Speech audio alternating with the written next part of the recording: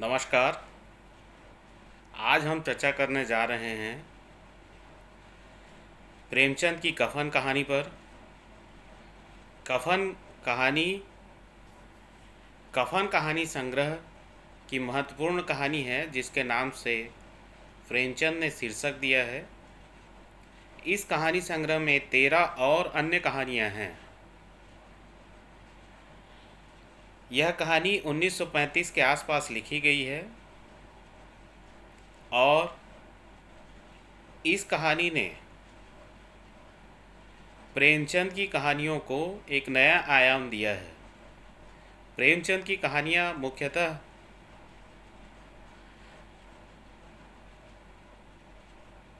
आदर्शात्मक यथार्थवाद की कहानी मानी जाती थी या मानी जाती है,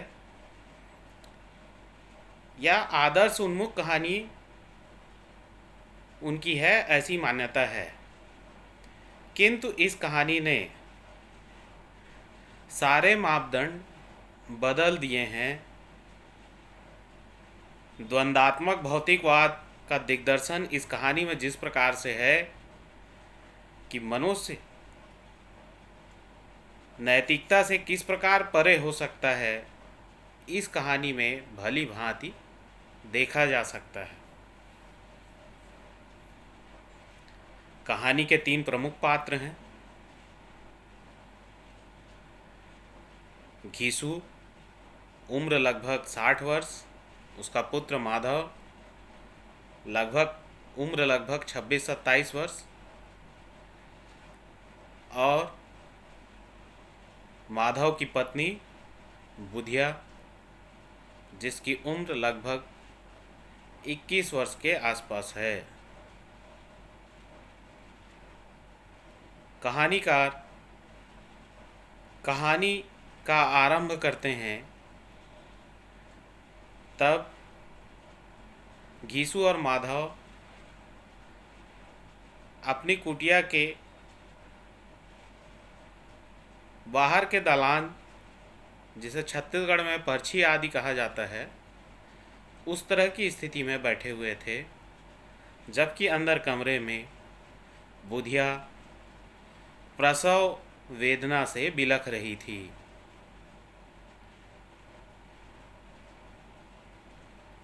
किसी भी समाज में या किसी भी परिवार में बच्चे का जन्म बहुत ही सुखद माना जाता है। यहाँ प्रसव वेदना में है और उसका ससुर घीसू और उसका पति माधव दोनों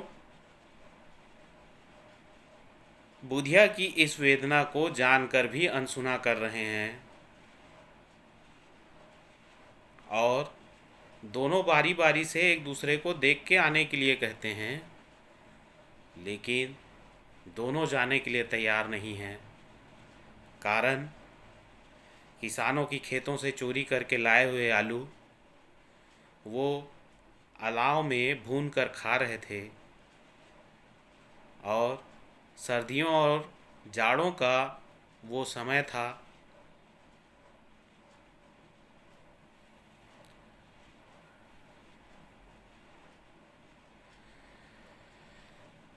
तो इस तरह की स्थिति थी और दोनों आपस में बातचीत कर रहे हैं और इसी दौरान घीसू बताता है कि वह अपने जीवन में सबसे अच्छा खाना कब खाया था। वह खाना कब खाया था जब ठाकुर की बारात गई थी, जहाँ लड़की वालों ने छक्कर खाना खिलवाया था और उसके बाद मिठाई पान आदि की भी व्यवस्था थी। घीसू माधव को बताता है कि लगभग 20 से अधिक वो पूड़ी तरकारी खा गया था और यह भी बता रहा है कि 3 प्रकार की सब्जियां थी, रायता था मतलब खाने के प्रति उसकी दिलचस्पी कितनी थी, इससे पता चलता है। घीसू जब बोलता है कि 20 से अधिक पूड़ी खा गया था, तब माधव कहता है मैं होता तो 50 पूड़ी खा जाता। इस तरह की बातचीत जो देखने में सामान्य लगे, किंतु ऐसे विकट घड़ी में यह पता चलता है कि ये हृदयहीन लोग मनुष्य थे कि नहीं थे। दोनों बातचीत करते हुए अलाव के पास अपनी धोतियों को बिछाकर सो जाते हैं। उसके पश्चात जब सुबह होती है, माधव जाकर देखता है कि बुधिया वहाँ मरी पड़ी है। उसके मुंह के पास मक्खियाँ भिनभिना रही हैं। अब घर में तो कुछ था ही नहीं कि जिससे उसका क्रियाक्रम कर सकें।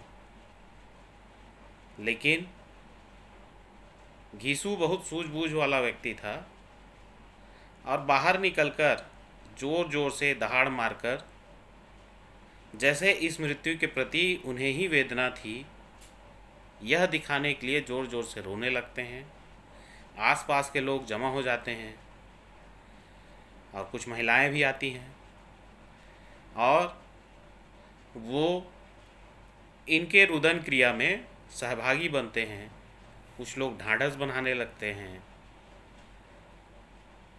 इसी बीच दोनों जमींदार के पास पहुंचते हैं।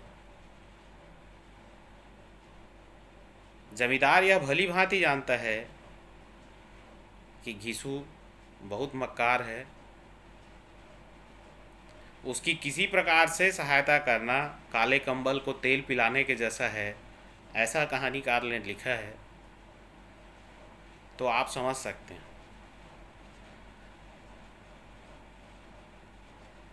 जमींदार उससे तरह तरह के सवाल करता है, लेकिन परिस्थिति ये है कि उसके घर में मृत्यु हुई है। इसलिए न चाहते हुए भी जमींदार 2 रुपए दे देता है। जमींदार के 2 रुपए देने के बाद कि जमींदार ने 2 रुपए दिया है करके गांव के और अन्य लोगों से, जैसे महाजन या अन्य दुकान वाले और थे, उनसे करीब करीब 5 रुपए एकत्र हो जाते हैं।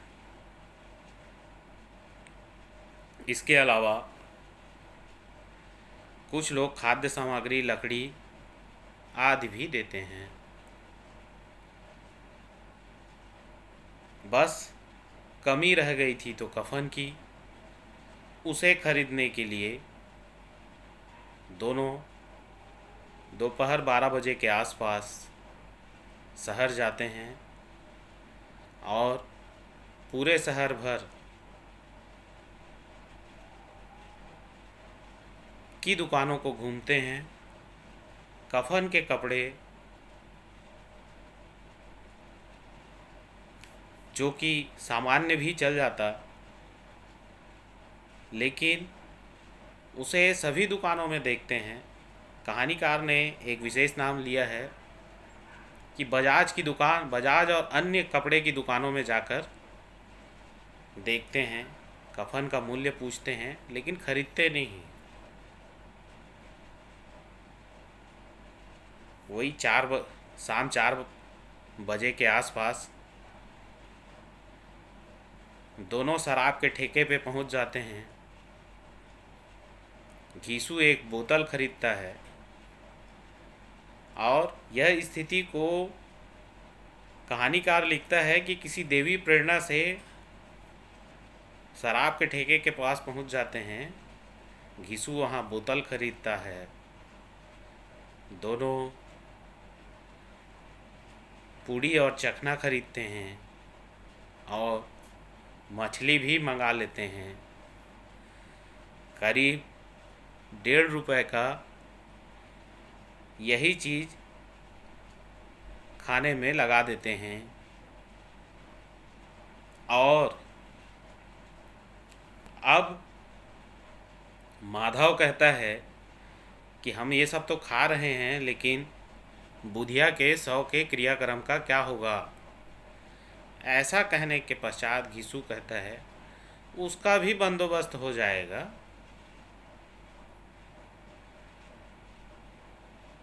क्योंकि 100 को गांव में रखना एक प्रकार से निषिद्ध है। यदि उसके घर वाले क्रियाक्रम नहीं करते हैं तो गांव वाले मिलकर ऐसा कर देते हैं। यह भी विचित्र बात है। घिसु कहता है कि जिसको कभी एक छोटा सा कपड़े का टुकड़ा ना मिला हो, उसे मरने के बाद कफन चाहिए। और मृत्यु के बाद होने वाले संस्कारों पर घिसु बहुत सारी बातें बोलता है। और घिसु यह भी बोलता है कि जो काम कर रहे हैं उनकी स्थिति भी तो हम लोगों से ज़्यादा अच्छी नहीं है।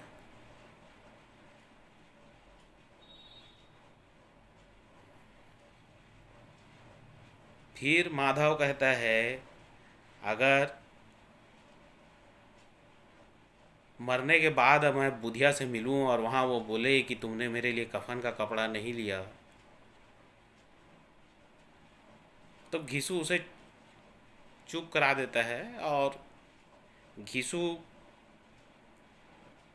यह समझता है कि फिलहाल जो भी होगा वो देखा जाएगा। वो पारलौकिक चिंतन में नहीं पड़ता है, जिससे आज का आनंद खराब ना हो।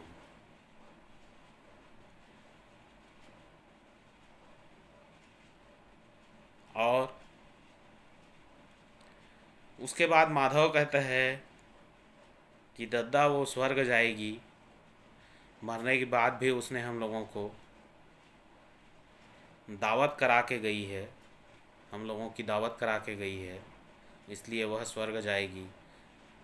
घिसु कहता है हाँ बेटे, वो अवश्य स्वर्ग जाएगी, वो नहीं तो क्या।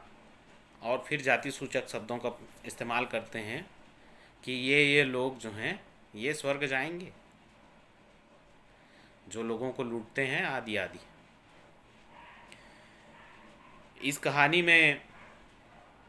कहानी की शुरुआत में जो दूसरा पैराग्राफ शुरू होता है,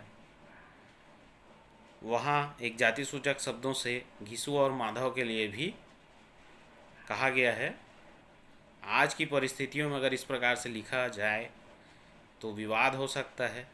और कई समीक्षक ऐसी बातों को उकेर कर या उभार कर विवाद भी करते हैं, लेकिन विवाद अनावश्यक नहीं है। कहानी तत्कालीन समाज की परिस्थितियों में लिखा गया है। उस समय ये सारी चीज़ें आम बात थी। आज परिस्थितियां भिन्न हैं और वो एक प्रकार से प्रतंत्र भारत की कहानी थी। आज स्वतंत्र भारत में हम अलग तरह से सोचते हैं और बहुत सारी चीज़ें, बहुत सारे मूल्य लगभग बदल गए हैं। लेकिन उसके बाद भी तब की परिस्थितियों में प्रेमचंद ने अपने आने वाले बहुत आगे की दुनिया को देख लिया था। इंद्रनाथ मदान कहते हैं कि इस कहानी को लिखने के पश्चात प्रेमचंद ने जो पहले मूल्य कहानियों के संदर्भ में तय किए थे, उन्होंने उसका घोर अतिक्रमण कर दिया है। डॉक्टर बच्चन सिंह कहते हैं कि इस कहानी को लिखने के पश्चात और कोई कहानी लिखने की प्रेमचंद को आवश्यकता नहीं है। और कुछ और अन्य जो समीक्षक हैं वो मानते हैं कि यह कहानी आधुनिकता बोध की कहानी है। आधुनिकता का बहुत महत्वपूर्ण तत्व है कि व्यक्ति आज आत्म केंद्रित है, और इसे आप भली भांति कोरोना काल में देख सकते हैं। उनके माता पिता मर रहे हैं या रिश्तेदार मर रहे हैं कोरोना की बीमारी से, तो लोग उनका मृत्यु संस्कार नहीं कर रहे हैं। उसे या तो सरकारी कर्मचारी दफना रहे हैं, या जला रहे हैं, या जिस भी क्रिया के द्वारा उन्हें डिस्पोज किया जा सके वह कार्य किया जा रहा है। संसाधनों को लेकर भविष्य में किस प्रकार की स्थितियां हो सकती है, जिसमें आलू के मध्य द्वंद्व दिखाकर भोजन की उपयोगिता भविष्य में किस प्रकार से द्वंद्वात्मक होगी, इस चीज को भी प्रेमचंद ने लगभग 90-95 साल पहले देख लिया था।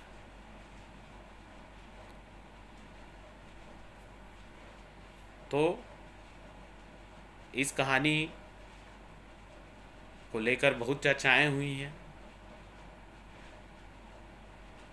और इस कहानी के अंत में घीसू और माधव दोनों पीकर मदमस्त हो जाते हैं, झूमते हैं, गिरते हैं, उठते हैं।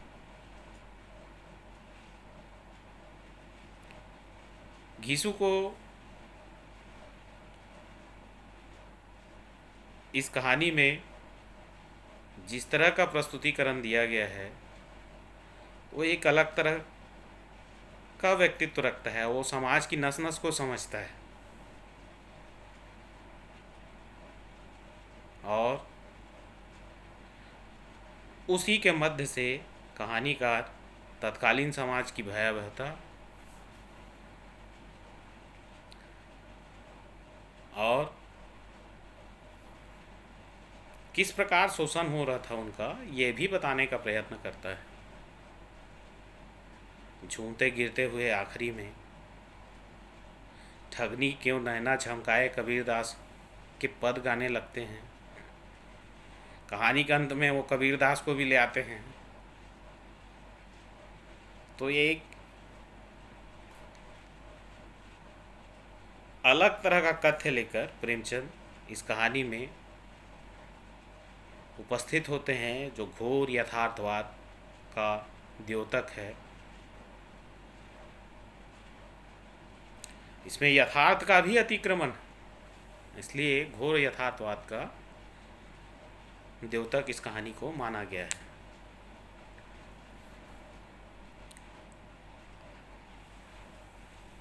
ये इस प्रकार की कथानक थी। कहानी को वाचिक स्थिति में मैंने इस प्रकार प्रस्तुत किया। पात्र भी बताया आपको, पात्र या चरित्र चित्रण। तीन प्रमुख पात्र हैं, जमींदार, अन्य जन या व्यापारी आदि गौण पात्र हैं।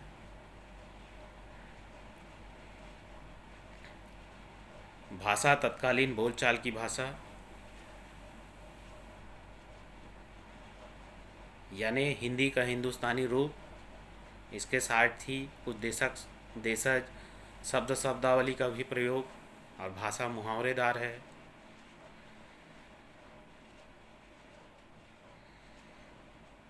भाषा कहीं पर टूटती नहीं है और प्रवाह युक्त है।